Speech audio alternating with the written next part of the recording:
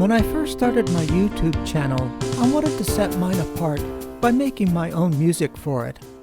I also needed to do my own voiceovers. My distribution of choice is Xubuntu. It's lean, clean, and easy to work with. By installing the low latency kernel using Synaptic, it gave the system the extra performance boost to make audio work easy. It's worked fairly well for me.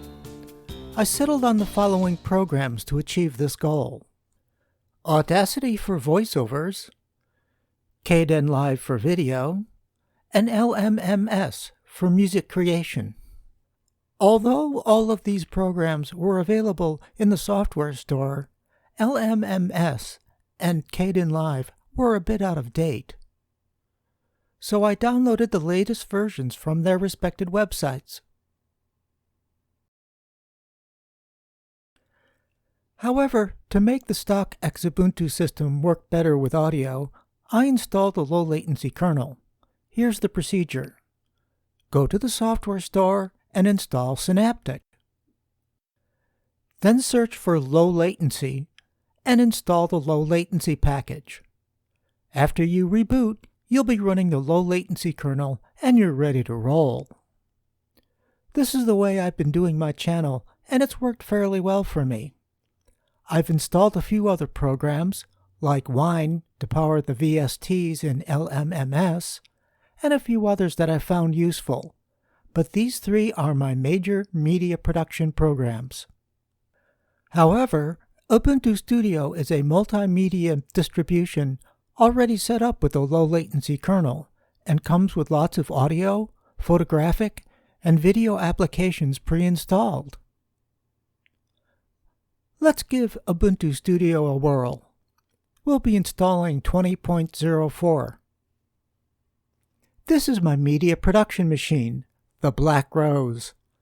It was actually an experimental system that got out of hand.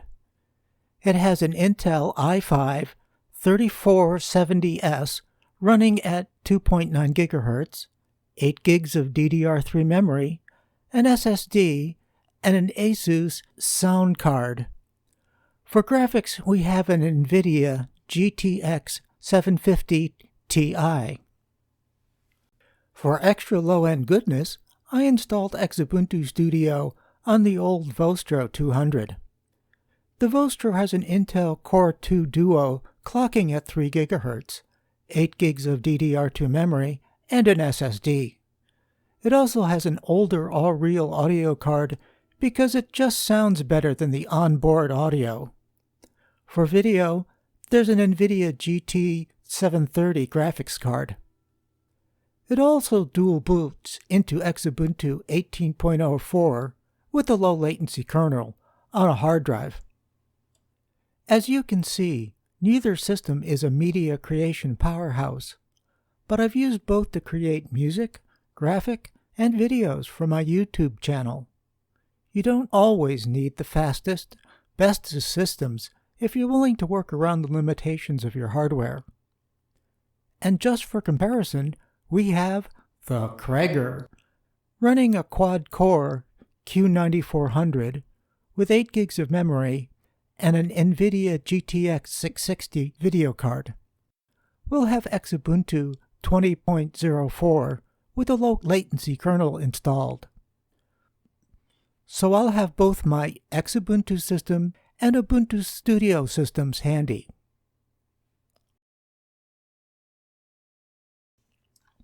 I installed both the Vostro and the Black Rose with Ubuntu Studio from a USB stick. Both installs went flawlessly, with all the hardware identified. NVIDIA drivers were installed without a hitch.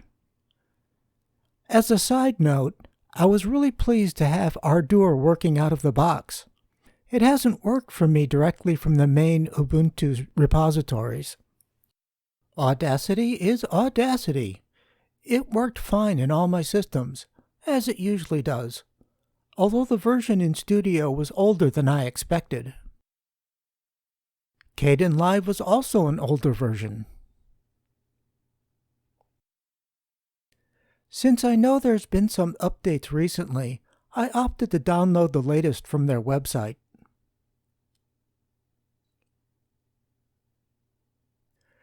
Kdenlive is a little quirky in playback when you add a lot of video effects, but it usually works fairly well.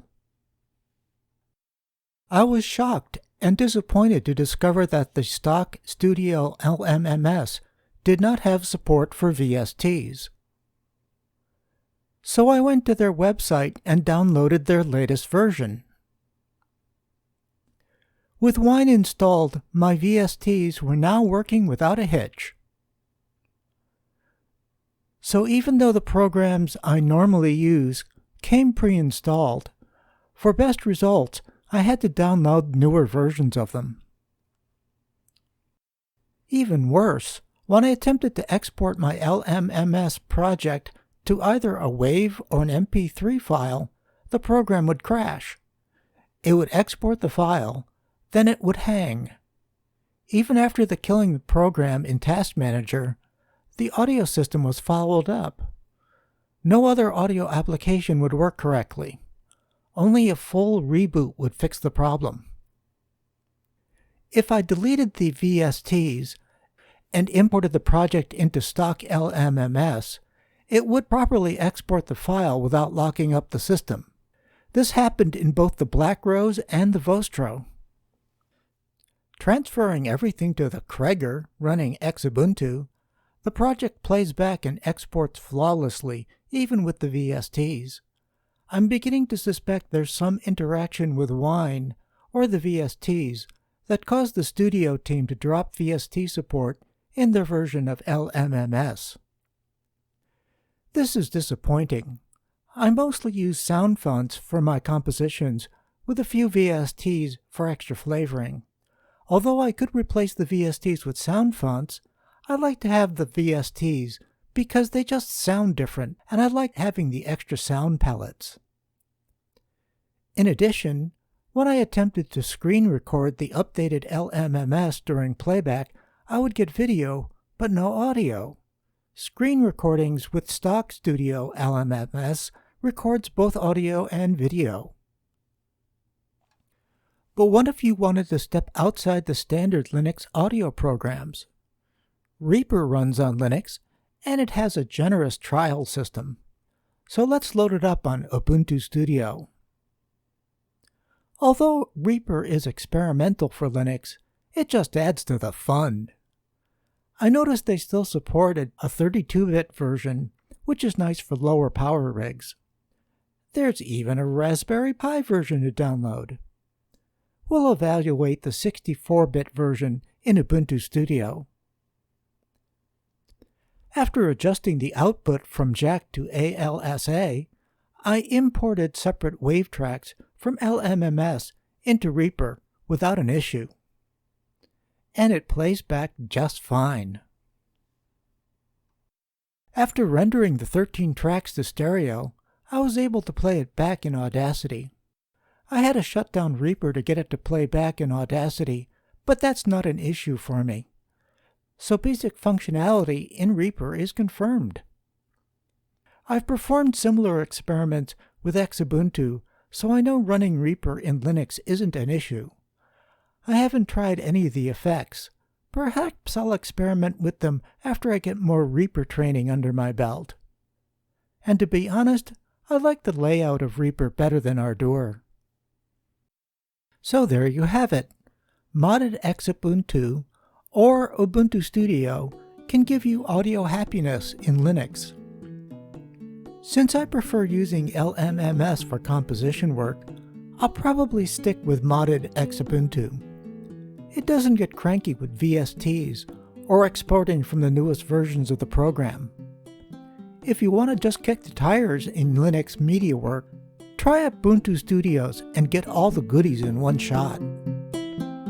Thanks for watching. Don't be afraid to try new things. And as always, stay curious.